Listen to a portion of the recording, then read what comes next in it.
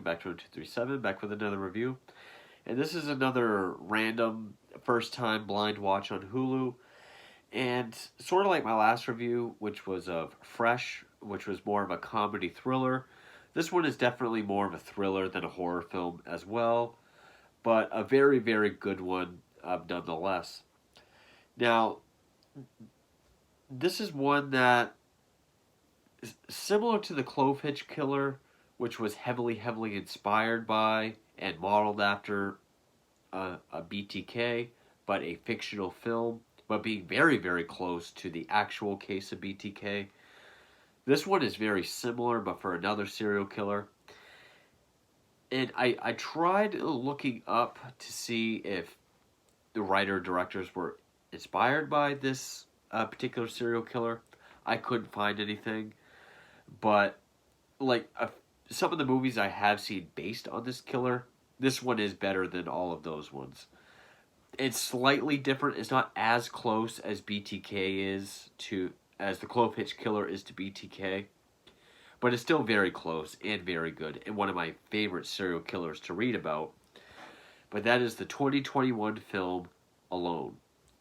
Now, not to be confused with I believe there's a Korean film named Alone, which was remade here in America, Alone, which is a zombie film. In fact, I think this is based on a Swedish film called Gone, but it was directed by John Hyams, who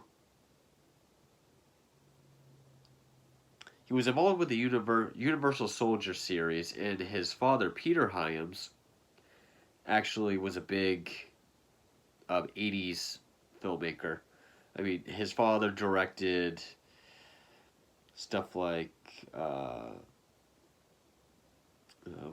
2010, the sequel to 2001, Time Cop, The Relic, Beyond a Reasonable Doubt, Musketeer, End of Days, Sudden Death, Stay Tuned. Executive producer of The Monster Squad, did actually direct it, and a ton of other things. So the director John Hyams, son of Peter Hyams, and it was written by Matthias Olsson, and stars Jules Wilcox, Mark Menchaca, and Anthony Heald, Dr. Chilton from Silence of the Lambs and Red Dragon. And even for the bit role Anthony Heald has in this, he's fantastic. And Jules Wilcox and Mark Menchaca are great as well. I know Jules Cox gets called sort of a Katie Holmes lookalike. I haven't seen anything else she's been in, but in this film, that is what I kept thinking. Is like she does look like Katie Holmes. Mark Menchaca is excellent in this movie. I mean, he was very much like who was it? Dylan McDermott, was that the name of the guy in Clove Hitch Killer? So Clove Hitch Killer is a fictional film that was heavily inspired by and modeled after BTK. Still fictional, but a lot of the aspects and a lot of the stuff about the killer in that movie is straight up BTK. And is better than any BTK movie ever made or any TV show, save for maybe Trinity and Dexter.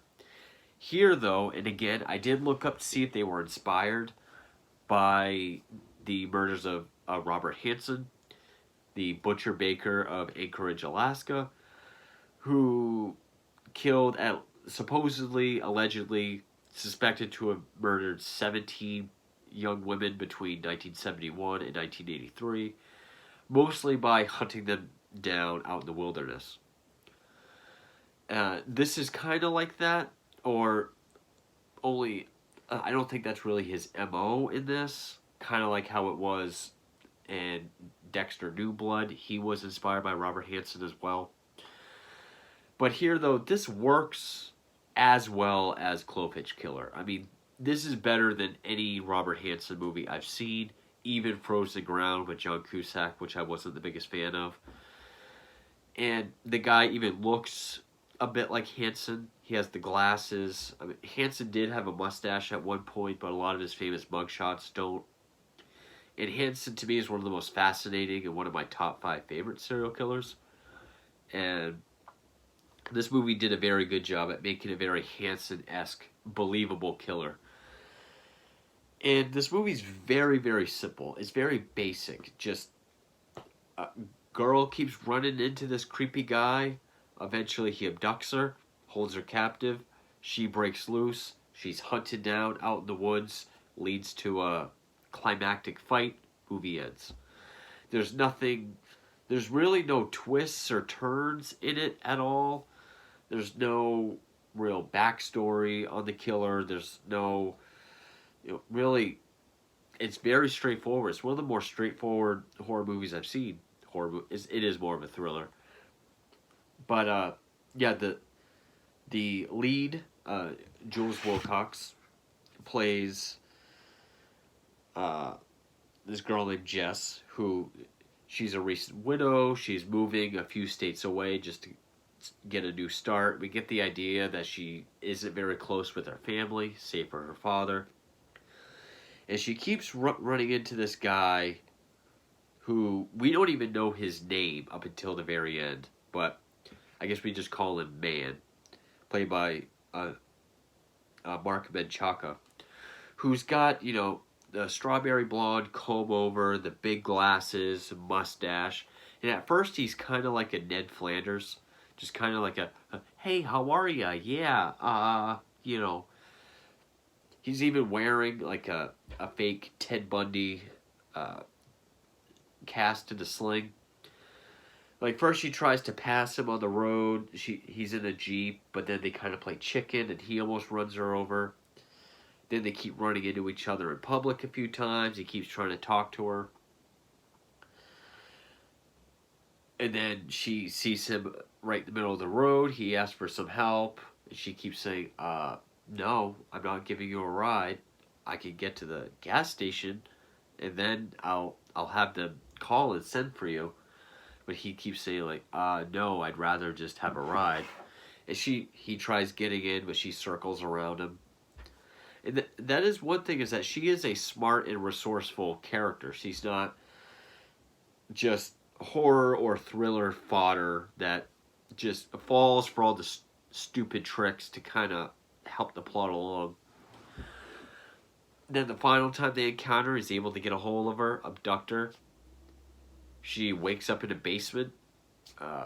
She sees him outside. It's this very nice cabin out in the woods. He starts asking her these questions about her life, like her husband, where is he died, how, shot himself. Takes her necklace with the rings on it, asking if she's close with her family, which he will use later. Then he leaves and she sees that the door has like an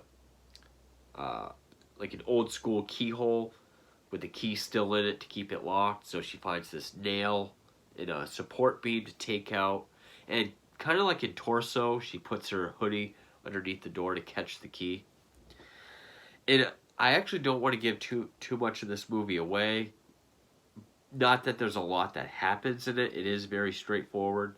But it is kind of a thrill ride despite how simple it is. So I do highly recommend it. It is very well shot.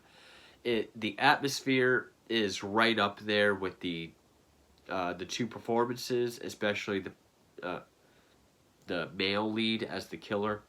The atmosphere is flawless. I mean, great Pacific Northwest type woods. It takes place in Oregon.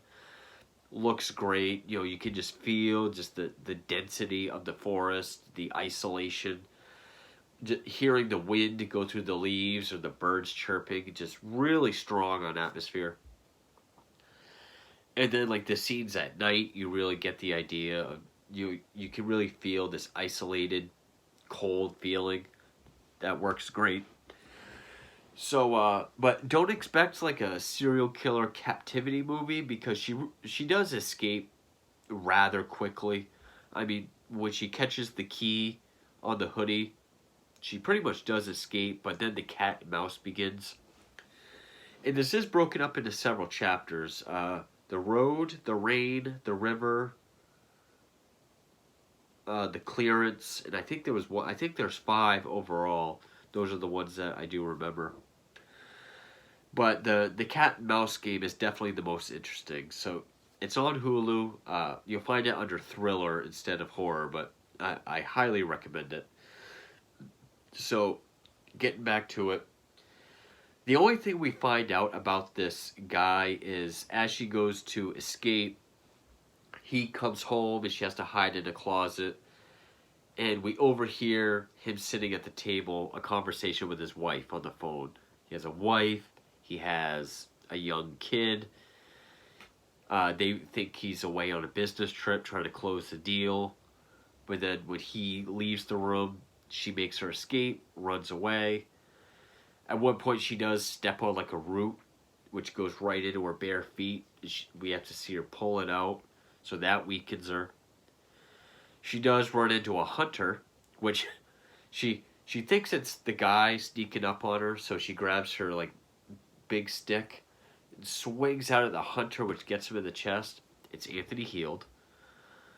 And in fact, this movie is so simple and basic with its story that while I was watching it, I was trying to think like, oh, this guy's in on it, or he's helping the man somehow, or he's gonna bring her back, because that was actually the ranger station that she just left. There's gonna be some kind of twist in there, but no, he actually is a good guy that tries to help her. And Anthony Heald is great. I always love seeing Dr. Chilton in other movies, especially playing like a good guy, because he's such a twat in Silence of the Lambs. But yeah, he can't call for help because when she struck him with the stick, it smashed his phone. So they get back to his car. They're driving, but there's a tree down. She's hysterical trying to move it, but then the Jeep pulls up. The man comes out and tries saying, oh, thank God you found my sister. She's having one of her manic episodes. She ran out of the house. I really got to get her back home. She keeps freaking out. And of course, poor Anthony Heald doesn't know what to do. Is she crazy? Is she telling the truth? Is he, a crazy kidnapper? Or is he telling the truth?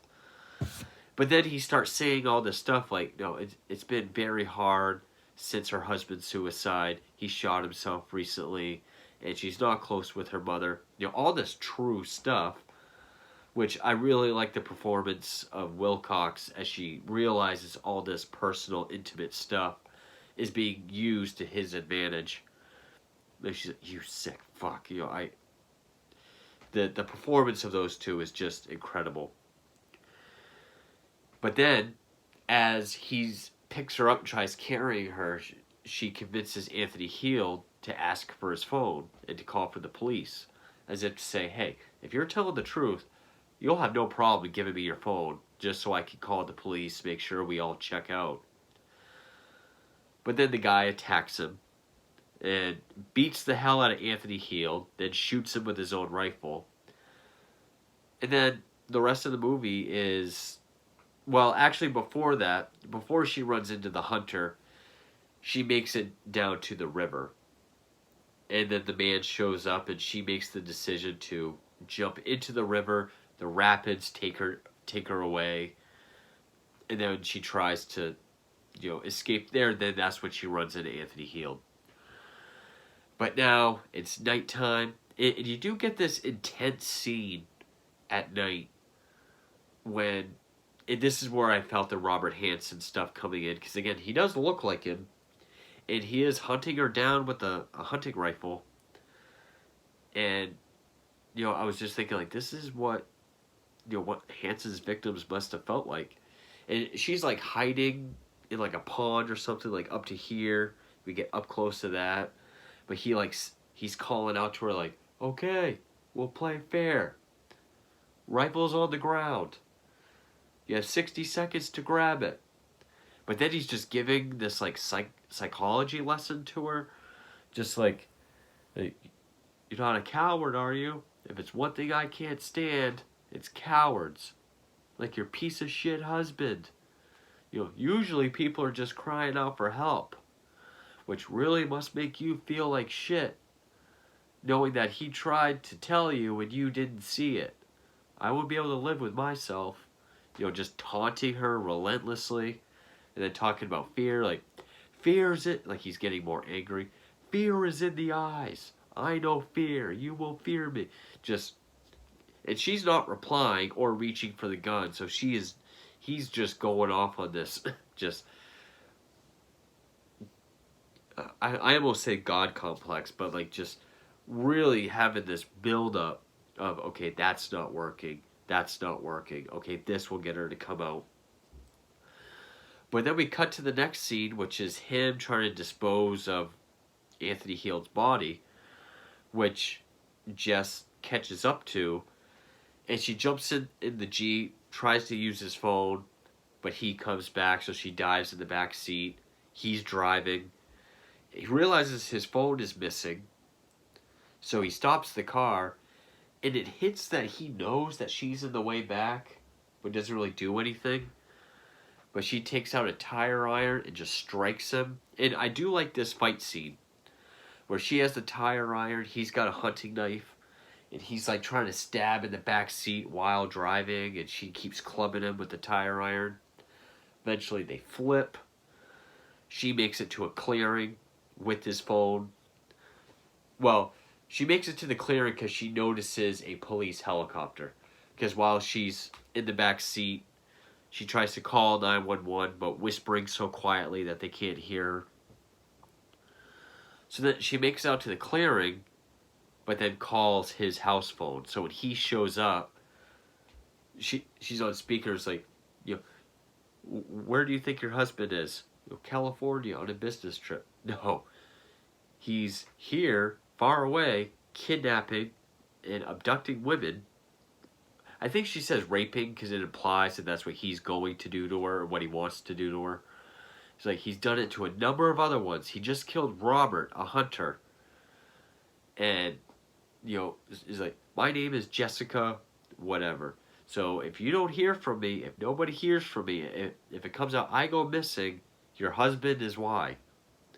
She just is like, here, talk to your wife. Just throws him his phone. And like tears start to build up, showing that his world just crashed. And he just says to the phone, like, just gotta take care of something. They tackle each other, they start fighting. And for a minute I was wondering, like, is he gonna get away with this?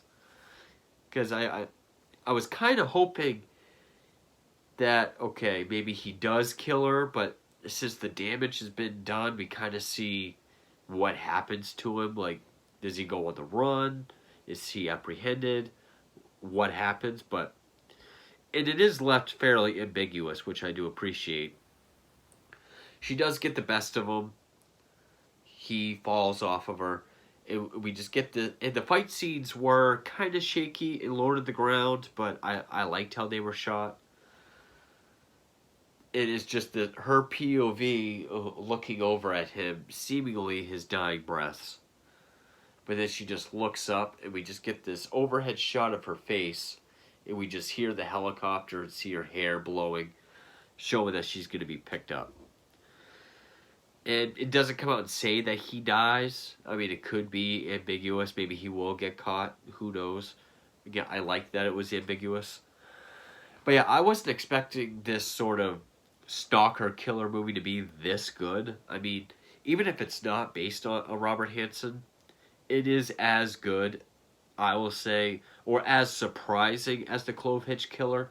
I might say Clove Hitch Killer is a better movie, but I would say it is as surprising.